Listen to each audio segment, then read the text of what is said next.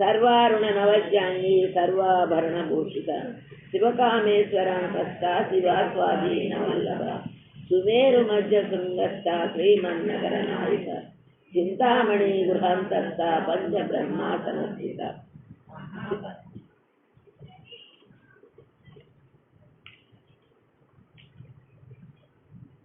మహాపద్మాటవీ సంస్థ కదంబ వనవాసిని సుధాసాగర మధ్యస్థ కామాక్షి కామదాయిని దేవర్షి గణ సంగాత సూయమానాత్మవేమ బండాసుర వధూసుత శక్తి సేనా సమన్విత సర్వారుణ నవజ్యాంగి సర్వాభరణ భూషిత శివకామేశ్వరాంకస్త శివస్వాధీన వల్లభ.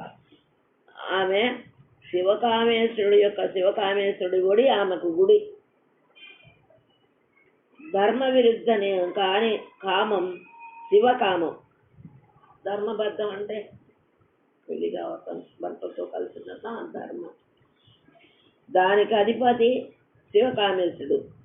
ఆయన గుడిలో మహాలావణ్య సేవది అయిన పరమేశ్వరి నివసిస్తుంది.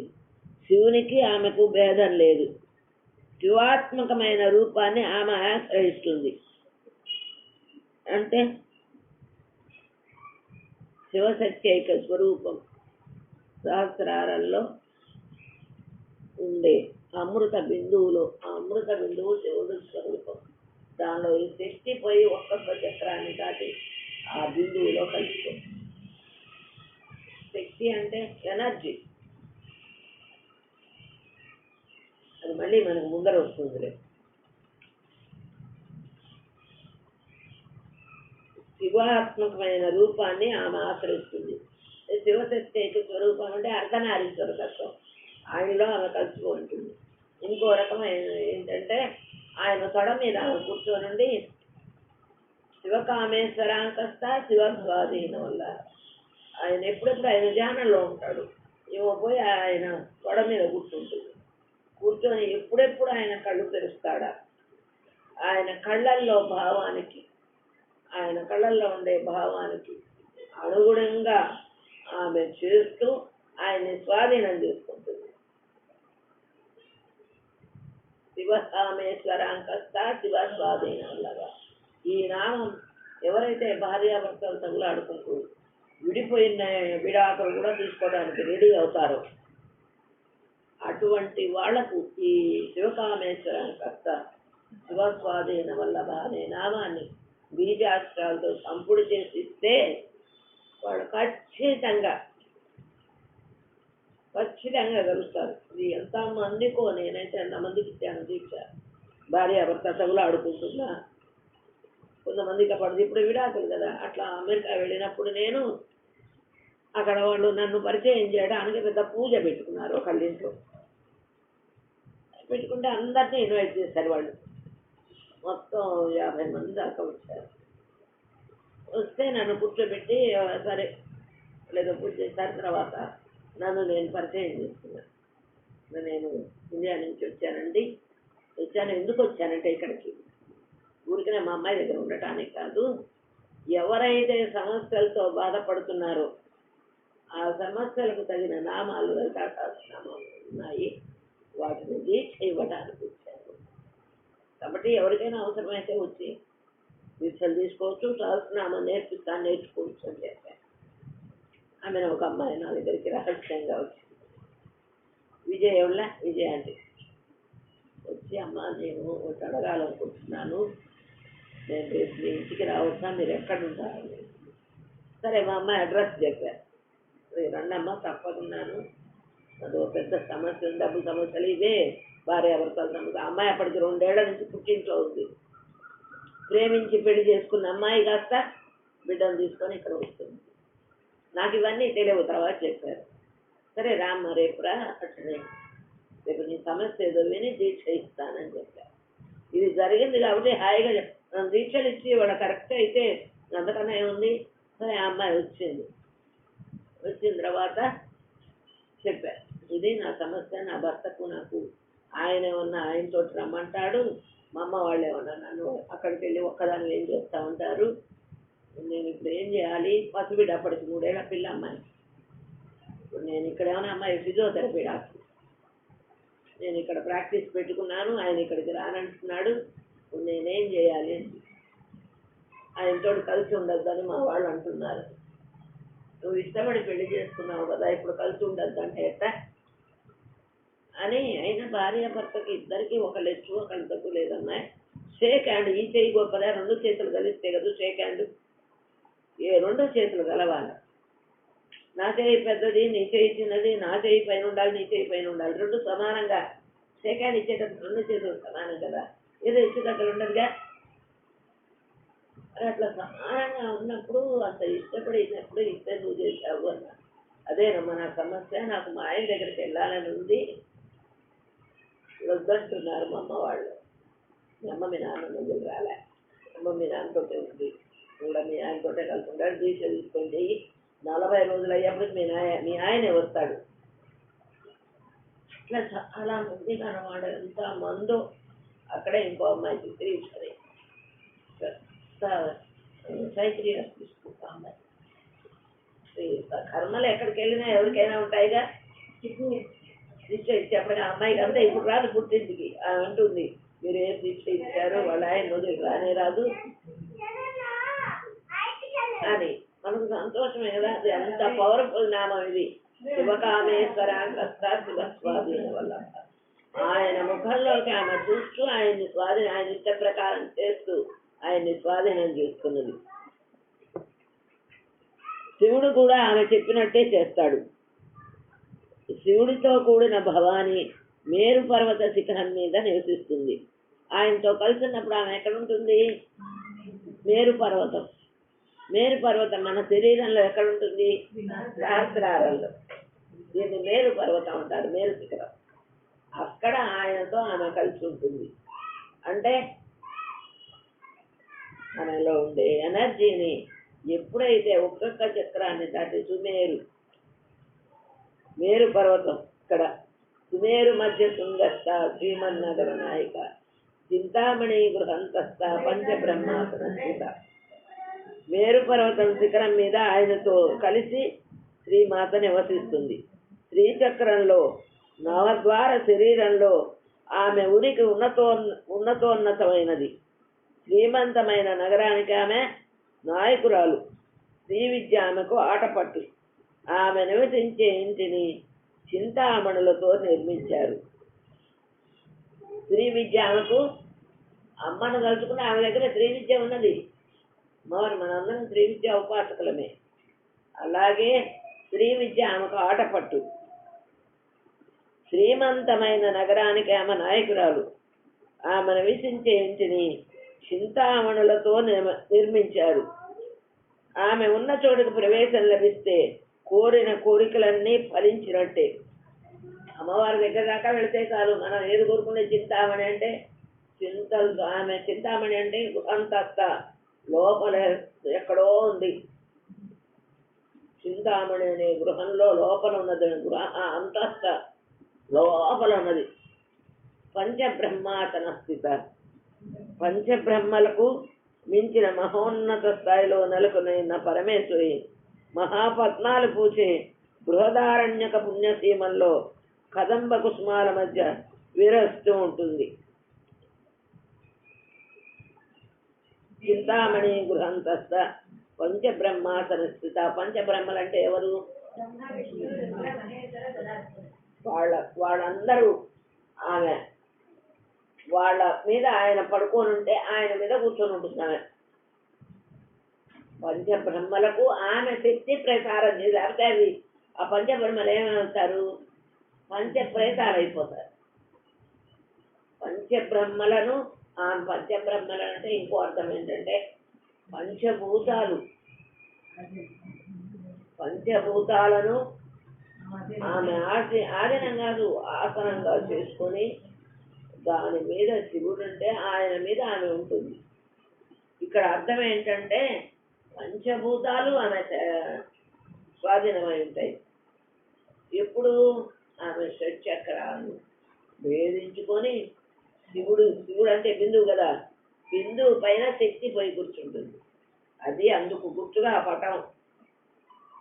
అసహ్యం కాదు, శక్తి ఒక్కొక్క చక్రాన్ని భేదన చేసుకొని సహస్రారానికి పోయి ఆ సహస్రారంలో ఉండే బిందువు మీద ఈ శక్తి ఎనర్జీ పోయి ఉంటుంది.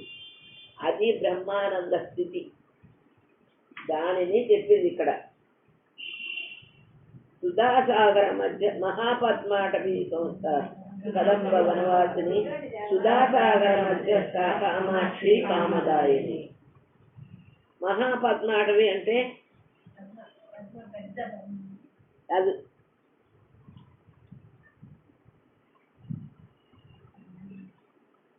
పంచబ్రహ్మలకు మించిన మహోన్నత స్థాయిలో నెలకొని ఉన్న పరమేశ్వరి మహాపద్మాలు పూజే బృహదారణ్యక సీమలో. బృహదారణ్యం అంటే ఉపనిషత్తులన్నీ కలిపి బృహదారణ్యం అంటే అది ఉపనిషత్తుల మధ్య.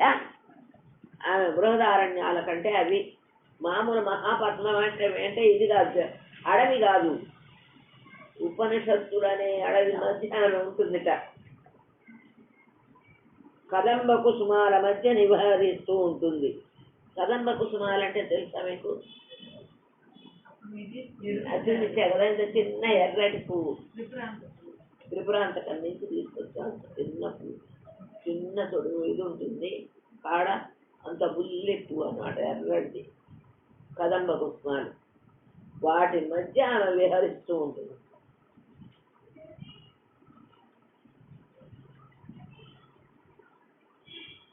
అమృతం సముద్రంలాగా ఆమెను ఆవరించి ఉంటుంది. సుధాసాగర మధ్యస్థ కామాక్షి కామదాయిని. అమృత సముద్రంలాగా ఆమెని, అమృతం ఎలా ఉంటుంది? సముద్రంలాగా ఆమెను ఆవరించి ఉంటుంది. ఇటు మూలాధారం, స్వాధిష్టానం, మణిపూరం, అనాహతం, విశుద్ధి, ఆజ్ఞాచక్రాల యొక్క అతీతంగా ఆజ్ఞాచక్రంలో లలాటానికి సమీపంగా నివసించే అంతరాళ మరాళానికి సహస్రారంలోని సుధాలహరి అందుబాటులో ఉంటుంది. ఎప్పుడు కావాల్సిస్తే అప్పుడు అమృతాన్ని అందుకోగలగాల అమృత వర్షిని సకల కామితార్థాలను ప్రసాదించగల కామాక్షి. ఇక్కడ ఏం అర్థం కాలేదు కదా. ఈ షట్చక్రాలు, మూలాధారం మనకు ఎక్కడ జననేంద్రియం కింద ఉంటుంది. మూలాధారం స్వాధిష్టానం పొత్తి కడుపు కింద, స్వాధిష్టానం మణిపూరకం, అనాహతం, విశుద్ధి, ఆజ్ఞ, వాటికి పైన లలాటానికి పైన ఉండేది సహస్రారం, బ్రహ్మరథ. అక్కడ సుధాసారాభివర్షణ అంటే అమృతం అనే సముద్రంలో బ్రహ్మానంద స్థితి అని. ఆ అమృతం అనే సముద్రంలో ఆమె ఓలలాడుతూ ఉంటుంది. ఎప్పుడు ఈ ఒక్కొక్క స్థితిని దాటి పైకి వెళ్తే దానిని చెప్తున్నాడు ఇక్కడ. సుధాసారాభివర్షిని సటిల్లత సమరుచి షట్చక్రోపరి సంస్కృత. అదే కాకుండా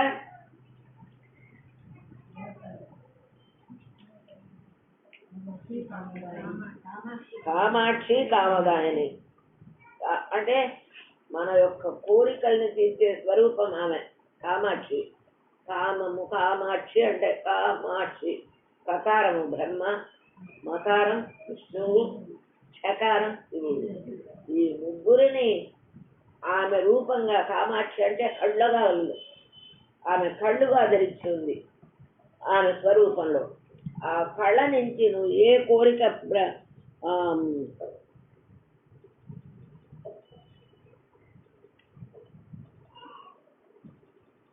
ఆ కళ్ళల్లో ఎలాంటి కోరికుంటే కామాక్షిలో మిళితమైన ఆ విష్ణు స్వరూపం, మకారంలో ఉన్న మహేశ్వర స్వరూపం కామాక్షిలో మిళితమై ఆమె కమనీయ నయనాలలో గోచరించగలవు. ఆ కళ్ళల్లో నుంచి కనిపిస్తూ ఉంటుంది. ఇది కేవలం కల్పన కాదు, దీనికి ప్రత్యక్ష ప్రమాణం పరమేశ్వరి పరాక్రమం. అంటే అమ్మ దగ్గరికి నిజంగా మనం వెళితే పరిపూర్ణమైన పూర్తి భక్తితోటి దగ్గరికి వెళ్ళి కామదాయిని కోరిక తీర్చాలని అడగక్కర్లే కూడా. నీలో కోరిక, చిన్న కోరిక ఉత్పన్నమైతే చాలు అమ్మ దగ్గరికి వెళ్ళినప్పుడు. ఇంత జరిగితే బాగుండు అమ్మ అని అనుకుంటే చాలు. అట్లా ఎక్కడుంది కామాక్షి? కంచిలో కామాక్షి రూపంగా క్షేత్రంలో ఉంది. కంచిలో. నిజంగానే అక్కడికి వెళ్ళొచ్చేట ఖచ్చితంగా కోరుకోవాలట కంచిలో. నాకు తెలియదు అప్పుడు. సరే వెళ్ళాను, మామూలుగా అందరూ డబ్బులు కట్టాను, లోపలికి వెళ్ళాను. ఆ బ్రాహ్మడు చెప్పాడు, అమ్మా ఇక్కడికి వచ్చి మీరు ఏమైనా కోరికలు, నాకేం కోరికలు లేదే, నాకెప్పుడు మొదటి నుంచి కూడా కోరికతో ఎప్పుడు భగవంతుని అమ్మవారిని పూజించాల, కష్టాలు కానీ సుఖాలు కానీ అన్నీ ఆమె చూసుకుంటుందిలే అని ఒక భరోసాగా ఆమె ఎత్తున పెట్టడం మనం. అలాంటిది ఇప్పుడు కోరిక ఏం కోరుకోవాలి? పక్కన మన విజయ వాళ్ళు సింగువారి సత్రం వెళ్ళినప్పుడు పూజ చేయించి అక్కడ అమ్మవారిని చూడటానికి వెళ్ళినప్పుడు ఎట్లా ఏం కోరుకోవాలి? ఏందమ్మా ఇక్కడ కోరుకోవాలంటే ఏం కోరుకోవాలి? నాకు ఇప్పుడు కోరికలే లేవే. అప్పుడమ్మా మంచి కోడలు కావాలని కోరుకుంటున్నాను. వీళ్ళు సలహా చెప్పారు. సరే నేను చెప్పారు కాబట్టి మా మంచి పిల్ల మంచికి వస్తే బాగుంటున్నా అంటే మనకు తెలియవు, జరగబోయేవి మనకు తెలియవు, మిగతా వేవి తెలియవు. మనం తలుచుకుంటేనే అట్లా కోరిక తెలుస్తున్నాం. కామాక్షి కామదాయిని ఈ ముగ్గురిని ఆమె కళ్ళుగా ధరించి ఎవరైతే ఆమె దగ్గరికి వెళ్ళి కోరిక అట్లా తలుచుకుంటే చాలు దాయిని ఇచ్చేస్తుంది అనమాట. దేవర్షి గణ సంఘాత సూయమానాత్మ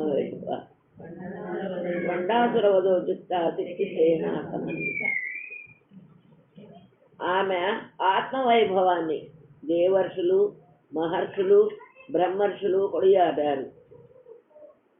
దేవర్షులు అంటే నారదాది మహర్షులు, సనకసనందాదులు, శుకుడు, నారదుడు, సనక సనందాలుడు, సనత్ కుమారులు, వీళ్ళందరూ దేవర్షులు. ఇప్పుడు మామూలు వాళ్ళు కాదు. దేవర్షులు, మహర్షులు అంటే విశ్వామిత్రుడు, దూర్వాసుడు, వశిష్ఠుడు, వీళ్ళందరూ మహర్షులు. బ్రహ్మర్షులు అంటే వశిష్ఠుడు బ్రహ్మర్షి.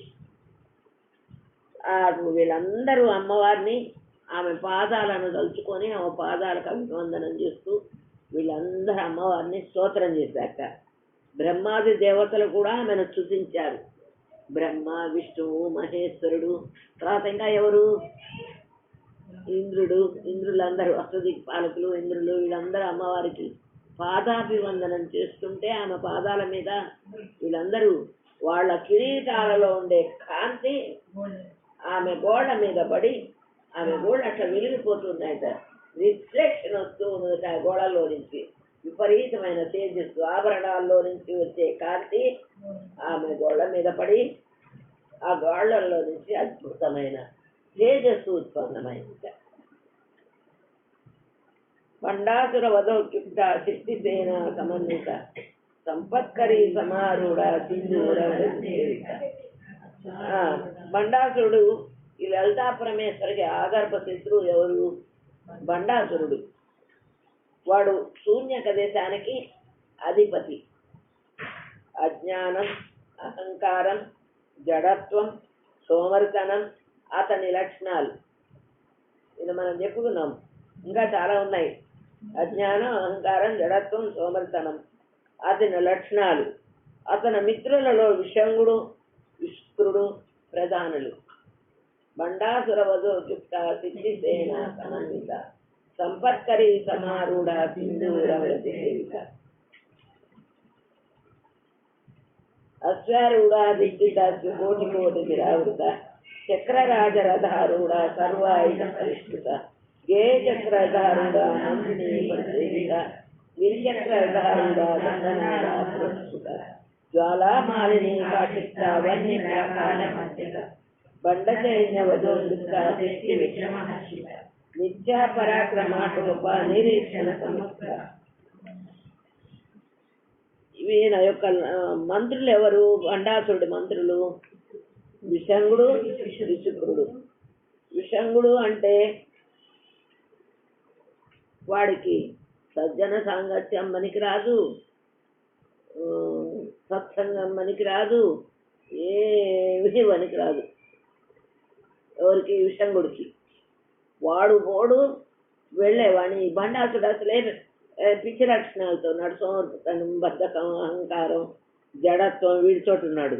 వీడికి తోడు వాడు మంత్రి. వాడికి అసలు గిట్టనే గిట్టదు సజ్జన సాంగత్యం కానీ సత్కార్యాలు కానీ అసలు ఈ విషయం కూడా నచ్చదు. ఇంకో మంత్రి ఎవరు? విచిత్రుడు. వాడి లక్షణం ఏంటి? కావో పీవో ఎప్పుడు భోగలాలసతలతో విపరీతమైన స్వేచ్ఛ వ్యభిచారం చేస్తూ తిరిగేవాడు విచిత్రుడు. విచిత్రుడు అంటే శుక్ర నష్టం చేసుకునేవాడు వాడు విచిత్రుడు. వీడేమన్నా బండ పాషాండు విచిత్రుడు. వాడేమన్నా భోగలాలతో మునిగి ఉంటాడు. ఈ ఇద్దరు బండాసుడి యొక్క మంత్రులు. వీళ్ళ సహవాసంతో అసలే వీడు జడత్వం కలిగిన వాడు. సమర్పోదు, బద్ధకం, అహంకారం, జడత్వం కలిగిన వాడు. వీడు మంత్రులు ఇచ్చాంటి వాళ్ళు. అందుకోసమని వీళ్ళు ఏం చేశాడు? వాడికి 30 మంది కుమారులు ఉన్నారు. ఎవరు వాళ్ళు? దుష్ట గుణాలు. సత్సంగం మనకి సరే వీళ్ళు సరే వాళ్ళేంటి? కామ, క్రోధ, లోభ, మోహ, మద, ఆశ్చర్య, ఈర్ష్య, సూర్య, ద్వేషం, ఇవన్నీ 30 మంది పిల్లలు వీడి పిల్లలు. ఈ సైన్యం అంతా ఏం చేసింది? అపరిమితమైన సైన్యం కూడా ఉంది వాడికి. పుత్ర పరివార సైన్యంతో బండాసుర సంహారం చేసేందుకు శ్రీమాత బయలుదేరుతుంది. ఎక్కడికి? ఈ బండాసుడి మీద. ఎప్పుడైనా చూడండి, ఏదైనా ఇవేవి నచ్చని వాళ్ళు ఉంటారు చూసాను. వాళ్ళకు నేను చాలా మందిని చూశానమాట. వాళ్ళు చేయలేరు. నువ్వేం చేస్తావు అమ్మాయి మానుకో, ఇప్పుడేం చేయకపోతే సహాయం ఉండదు. వాళ్ళు చేయలేరు, వాళ్ళు చేత కాదు, ఇష్టం కూడా ఉండదు వాళ్ళకి. చేసే వాళ్ళని చెడగొడతారు. మంచి పనికి ఎవరైనా వెళుతున్నారంటే చాలు, ఏ మంచి తెలుసుకోవడానికి వెళుతున్నా వాళ్ళు రాలేరు, వాళ్ళు వినలేరు, వినేవాళ్ళను చెడగొట్టరు. వాళ్ళే విషయంలో విచిత్రుడు ఉంటారు. వాళ్ళలో నుంచి వచ్చే గుణాలు ఎలా ఉంటాయి? అంతా దుష్టమే. వీళ్ళలాగా ఎవరిలాగా? కౌరవులాగా 100 మంది ఉన్నారు కౌరవులు. ఏం లాభం? అన్ని చెడ్డ గుణాలే. అలా ఈ బండాసుడి సైన్యము, వాడి పిల్లలు, వీళ్ళందరూ అమ్మ మీదకు యుద్ధానికి బయలుదేరారు.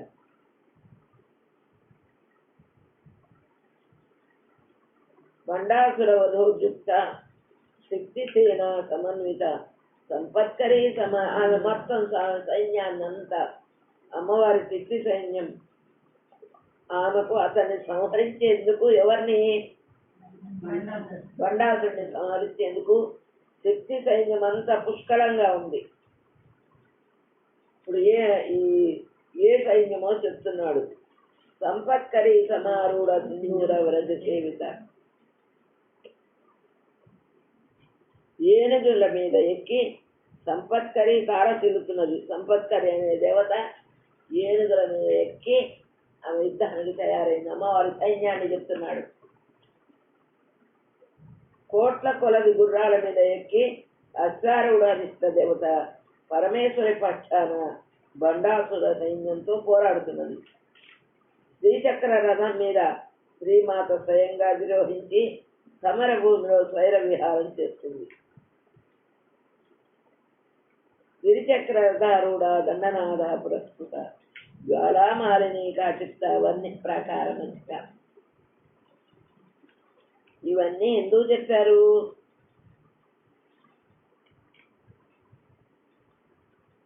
ఏనుగులంటే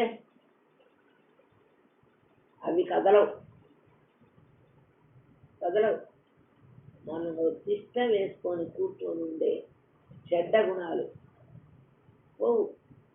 ఎప్పుడైతే దేవతారాధన చేస్తూ మనం బలీయంగా పోగొట్టుకోవాలన్నా ఒక్కొక్కసారి పోవవి చెడ్డ గుణాలు పోవు.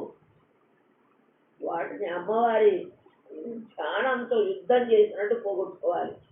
అటువంటి ఏనుగులు లాంటి స్థిరమైన చెడ్డ గుణాలని అమ్మవారి యొక్క సంపత్కరీ దేవత అమ్మవారిని ధ్యానం చేస్తుంటే అవి తిష్ట వేసి కూర్చుంటే పోవు. చెడ్డ గుణాలు ఎంత సాధన చేసినా పోవు. వాటిని ఎట్లా పోగొట్టుకోవాలంటే ఆమెను స్నానం చేస్తుంటే ఆమె పారదు, ఏదో ఒకటి కష్టం పెట్టి అవన్నీ పోగొడుతుంది. అశ్వారూఢాది దేవత పరమేశ్వరి పక్షాన గుర్రాల మీద ఎక్కి, కోట్ల కొలది గుర్రాల మీద ఎక్కి బండాసుర సైన్యంతో పోరాడుతుంది. నిజంగా కోట్ల కొలది గుర్రాలతో అమ్మ యుద్ధం చేస్తుందా? చేస్తుంది. మనలో వచ్చే సంకల్ప వికల్పాలు అవన్నీ కోటాను కోట్ల సంకల్పాలు. ఇవాళ నిద్ర లేచినప్పటి నుంచి ఎన్ని ఆలోచనలు వచ్చాయో. కోట్ల కొలది గుర్రాలు. ఎట్లాంటివి గుర్రాలు అంటే ఏంటవి? కోరికలే. కోరికలు ఏమైతే గుర్రాల్లాగా పరిగెత్తుతూ ఉంటాయి లోపల నుంచి. వాటిని ఏమైనా స్వాధీనం చేసుకోగలమా? కోట్ల కొలది పుడుతుంటాయి, పుడుతుంటాయి కోరికలు.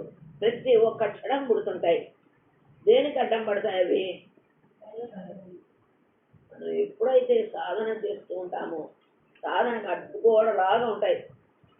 కొన్ని పూర్వజన్మలో చేసిన పాపాలు కానీ ప్రారంధాలు కానీ కొన్ని ఆలోచనల ద్వారా ఖర్చు అవుతాయి, కొన్ని స్వప్నాల ద్వారా ఖర్చు అవుతాయి, కొన్ని ప్రారంధాలు అనుభవించే తీరాలి, ఎంత కష్టమైనా సరే. అయితే అంత కష్టమైన ప్రారంధాన్ని కూడా ఎప్పుడైతే భగవంతుని అమ్మవారిని పట్టుకొని మనం పోరాడుతుంటాం, యుద్ధమే, ఇదే యుద్ధం. అశ్వారూఢాదిష్టిత కోటి కోటి గ్రావుత. ఆమె పుట్టి మన కోరికలు వస్తూ ఉంటాయి, వాటిని నాశనం చేస్తుంది. అందుకోసమని మనస వాచ కర్మణ చిరకరణ శుద్ధిగా ఆమె పాదాలు పట్టుకుంటే ఏంటంటే ఈ వచ్చే చెడునంతా ఏంటి ఆలోచనల ద్వారా కానీ కళల రూపంలో కానీ కడిగేస్తుంటుంది. ఆమె యుద్ధం చేయించి ఎవరి చేత? అశ్వారూఢాదిష్టిత ఆ దేవత చేత. శ్రీచక్ర రథం మీద శ్రీమాత స్వయంగా అధిరోహించి సమరభూమిలో స్వైరం చేస్తుంది. ఎవరితోటి? బండాసురుడితోటి యుద్ధం చేసేటప్పుడు ఆమె దేని మీద ఎక్కువస్తుంది? శ్రీచక్ర ప్రీఠం మీద అధిరోహించి వాళ్ళతో యుద్ధం చేస్తుంది. నిజంగా యుద్ధం చేసిన ఎందుకు ఇట్లా చెప్పారు? యుద్ధమే. ఇంకా చెప్పి పడుకుంటే బాగుంది. ఇవాళ ఇప్పుడే జపం చెప్పింది, వస్తున్నాయి అమ్మ మళ్ళీ చెప్పమా, ఇంకా అది కాలేదా? వాళ్ళది అయిపోయిందని చెబుతున్నారే, అది కాలేదు, చేయలేకపోతే వేరే చేద్దాం. విపరీతమైన బద్ధకం, విపరీతమైన బద్ధకము, ఆలస్యం కూడా. పోవచ్చులే కానీ ఎప్పుడైతే ఏమి పోయి ఏం చేయాలి? బండాసుడి లక్షణాలు. వాటి మీద యుద్ధం చేయడానికి ఆమె దేని మీద వచ్చింది? శ్రీచక్రాన్ని. ఎన్ని ఆవరణలు ఉంటాయి? 9 ఆవరణలు. ఈ త్రైలోక్య మోహన చక్రం నుంచి ఆమె ఎప్పుడైతే శ్రీచక్రం మీద అధిరోహించి ఆమె ఎక్కిందో, ఆమెను పట్టుకొనున్నామో మనం, వెంటనే మనలో నుంచి ఉండే బండాసుడి లక్షణాలని కట్ చేస్తుంది. తర్వాత ఎవరున్నారు? వాడి పిల్లలు. గిరిచక్ర జనన మరణ సంబంధ జనన మరణ సంసరణానికి సంబంధించినది.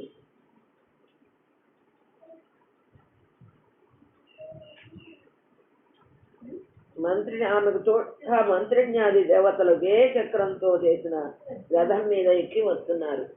గేయ చక్రం అంటే ఇక్కడ గేయము అంటే గానం. ఏం గానం ఇక్కడ? సామగానం. ఎప్పుడైతే మంత్రం చూడండి సుస్వరంతో పలకాలి, ఎట్లా చెప్తే అట్లా పలకడానికి వీళ్ళే. బుడ్డు దగ్గర నుంచి రావాలి నాదం, శబ్దం. ఎప్పుడైతే మంత్ర మననాన్ని మనం కరెక్ట్గా పలుకుతూ మంత్ర జపం చేసుకుంటామో, అమ్మవారి మంత్రులు ఎవరు? ఆమె తోడుగా మంత్రిజ్ఞాది దేవతలు గేయ చక్రంతో చేసిన రథం మీద ఎక్కి వెళుతారు. మంత్ర మననం వల్ల, శబ్దం వల్ల మనలో వచ్చే దుష్ట భావాలన్నీ కట్టవు. అలాగే దండనాథాది దేవతలు గిరిచక్ర రథం మీద బయలుదేరుతారు. గిరిచక్రం జనన మరణానికి సంబంధించినది. గేయ చక్రం శ్రీరాగాన్ని వినిపించే ధ్యాన వలయం. అది మంత్రం చేస్తూ చేస్తూ ఆ స్వరానికి, ఆ శబ్దానికి మనం అతుక్కుపోయి ఉండాలి. ఉంటే ఏమవుతుంది? మంత్రిని మంచి మంచి ఆలోచనలకు అలవారం. అమ్మవారి మంత్రి పేరేంటి? జ్వాలామాలిని కాచిత్త వన్ని ప్రాకారమంతగా ఏ చక్రధారుడ మంత్రిని పరిసేవిత గిరిచక్రధారుడ దండనాథ పురస్కృత. జ్వాలామాలిని కాచిత్త వన్ని ప్రాకారమంతగా మన చుట్టూరా ఆమె సైన్యం చుట్టూరా ఏం పెడుతున్నావా? జ్వాలామాలిని దేవత. వాడి బాణాలేవి మనకు తగలకుండా బండాసుడి సైన్యం కానీ బండాసుడి ప్రయోగాలు కానీ మనకు తగలకుండా మన చుట్టూరా తేజోకాంతితోటి ఆవరించి ఉంటుంది ఆమె. మనల్ని ఎవరో చెప్పమో పూజ చేస్తున్నాం డిస్టర్బ్ చేయాలని వచ్చారు. ఇలా ఏమైనా సరే చేయకుండా చేయాలని వాడి చింతన అదే కదా. పట్టుకొచ్చాడు వాడికి చేత కాదు, వాడు లేడు, వాడికేం తెలియదు, అట్లా తెలియని వాళ్ళలాగా ఉంటాడు. అన్నీ తెలిసిన వాళ్ళలాగా వచ్చి వెళ్ళను వాడు చేయాలి. చేయాలంటే ఏమవుతుంది? వాడు అసలు రాలేరు. మంచి తేజో వలయంతో వాళ్ళ చుట్టూరా అమ్మవారి ఉంటుంది. అది జ్వాలామాలిని కాచిత్త వన్ని ప్రాకారం అంతా. అమ్మవారి సైన్యం చుట్టూరా ఏమున్నది? జ్వాలామాలిని దేవత వ్యాప్తి ఉన్నదనమాట. అందుకోసం ఎవరు ఏం చేయలేరు. వన్ని ప్రాకారం, వన్ని అంటే అగ్ని. అగ్నిలాగా చుట్టూరా జ్వాలతోటి మనల్ని ఆశ్రయించి ఉంటుంది. ఆ జ్వాల ఎప్పుడు ఆమె పట్టుకొని ఉంటే, పట్టుకోకపోతే ఏం రాదు.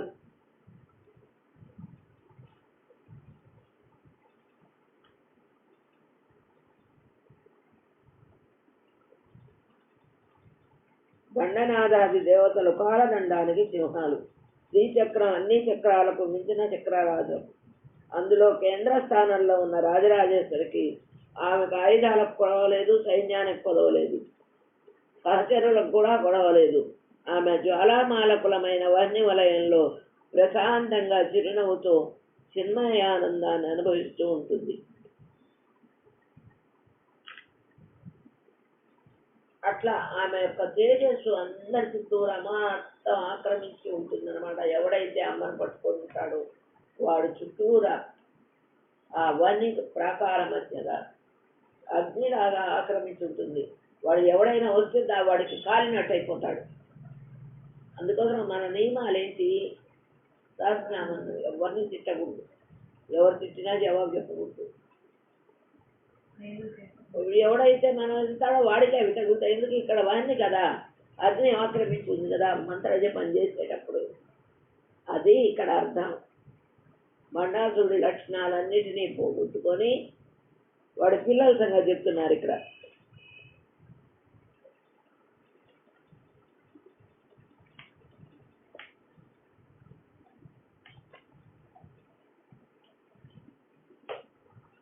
బండ సైన్య వధోజుక్త శక్తి విక్రమ హర్షిత నిత్యా పరాక్రమాటోప నిరీక్షణ సముత్సుక బండపుత్ర వధోజుక్త బాలా విక్రమ నందిత మంత్రిణ్యంబ విరచిత విషంగ వస్తోషిత. అంటే చిరునవ్వుతో చిన్మయానందాన్ని అనుభవిస్తూ ఉంటుంది. ఎవరు? అమ్మవారు. రాత్రి పగటితో సంభాషించే సంధ్యాకాలం ఆమెకు అనుకూలమైన సమయం. ప్రతిదినం ప్రతి రాత్రి ఆమెకు నిత్య నూతన శక్తి సమకూరుతుంది.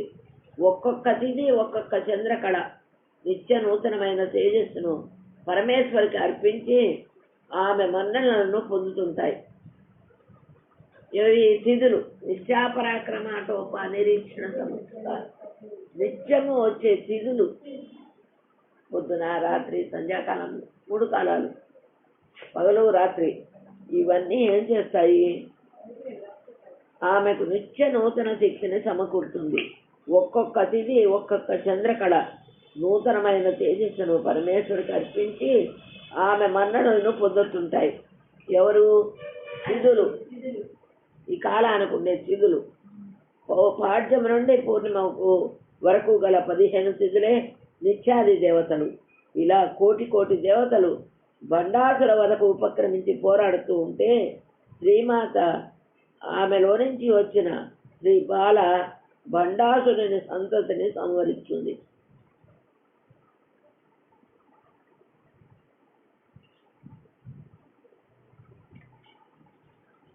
అమ్మవారు కోటి కోటి దేవతలు, రకరకాల దేవతలు అందరూ ఈ బండాసుని సంహరించడానికి యుద్ధం చేస్తుంటే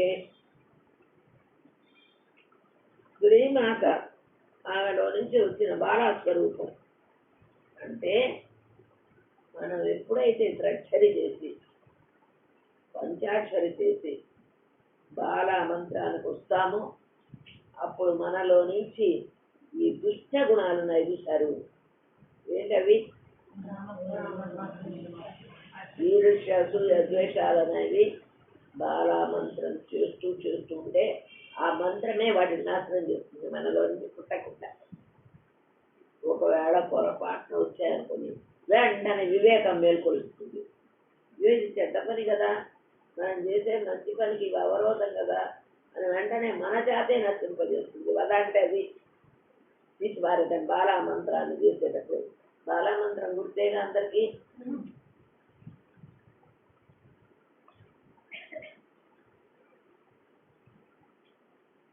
ఈ బాల బండాసురుని సంతతిని సంహరిస్తుంది. ఆమెకు తోచిన పని ఆమె చేస్తుంది. ఎవరికి చేతనైన పని వారు చేసి సామూహికంగా ప్రయత్నిస్తే గాని బండాసుర సంహారం జరగదు. బండాసురుడు బండలాంటి వాడు. ఉన్న చోటు నుంచి కదలడు. ఎంత లేపినా లేవడు.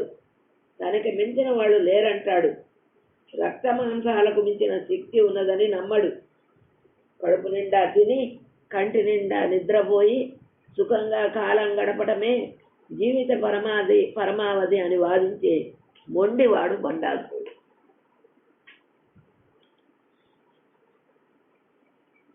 పొరపాటున కూడా సజ్జన సాధ్యం చేయని విషంగుడు, దిగజారిన భోగరాలకు దాసుడై ఇంద్రియ పరవశుడైన విశుక్రుడు, వీళ్ళిద్దరూ బండాసురునికి వంత పాడుతూ ఉంటారు. చెడ్డ గుణాలు ఎక్కడుంటాయో అక్కడ ఈ లక్షణాలు అంటూ ఉంటాయి. ఏంది కలియుగ లక్షణాలు? 5: హింస, పరదార వ్యామోహము, మద్యపానము, జూదము, బంగారం. ఈ 5 ఏముంటారు? ఎవరుంటారు? కలిపురుషుడే కాదు, బండాసురుడి లక్షణాలు కూడా ఉంటాయి కదా. అట్లాంటి చోటేగా ఉండేది. విషంగుని సంహరించేందుకు మంత్రిని మాత చక్కని వ్యూహం పన్నుతుంది. విశుక్ర ప్రాణహరణ బండాపుత్ర వధోజుక్త బాలా విక్రమ నందిత మంత్రిణ్యంబ విరచిత విషంగవద తోషిత విశుక్ర ప్రాణహరణ వారాహి వీర్య నందిత కామేశ్వర ముఖాలోక కల్పిత శ్రీ గణేశ్వర మహాగణేశ నిర్భిన్న విఘ్నేశ్వర ప్రహసిత బండాసురేంద్ర నిర్ముక్త చక్రవర్షిణి. విశుక్రుని ప్రాణాలు విషంగుని సంహరించేందుకు మంత్రిని మాత చక్కని వ్యూహం పన్నుతుంది. విశుక్రుని ప్రాణాలు హరించేందుకు వారాహి తన వీర్యాతిశయాన్ని ఉపయోగిస్తుంది. ఎప్పుడైనా చటగుణాలను తోడు సౌమ్యంగా చెప్తే వినరు.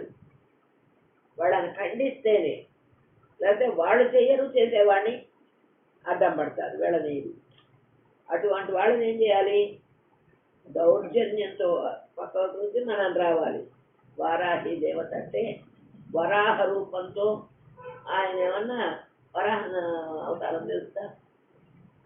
అక్కడ హిమాచలంలో వరాహ, అలాగే వారాహి ఆమె మొహం అంతా పంది మొహంలాగా ఉంటుంది. పచ్చటి గుడ్డలతో కట్టుకుంటున్నట్టు, ఆకుపచ్చ గుడ్డలు కట్టుకుంటుంది వారాహి దేవత. ఆ దేవత ఏం చేసింది? వారాహి దేవత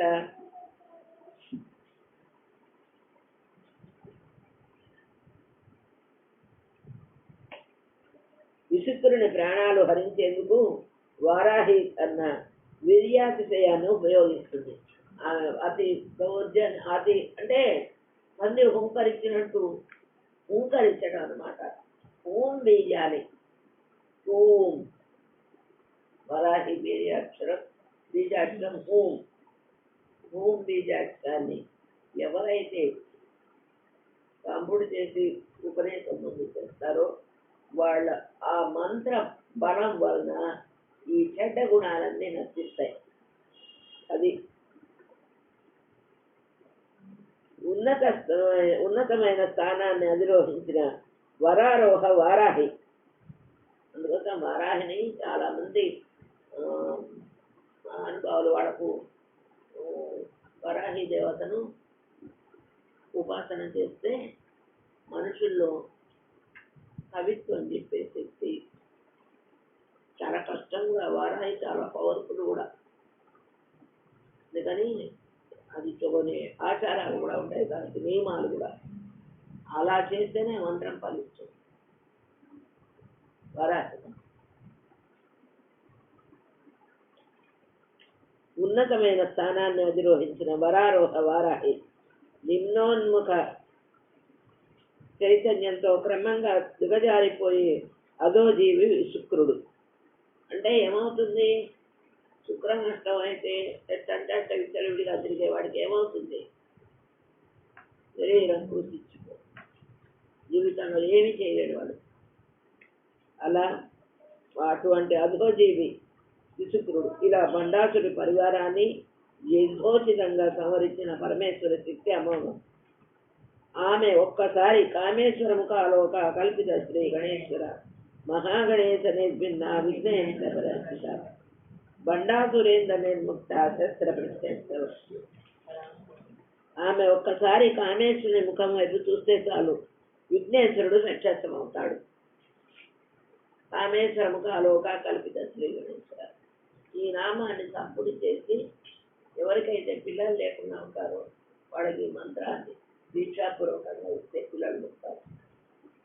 దానికి చాలా నియమాలు ఉన్నాయనుకో, అవి ఇక్కడ అనవసరం. ఆ నామం అంత పవర్ఫుల్. కామేశ్వరం కాలోక కల్పిత.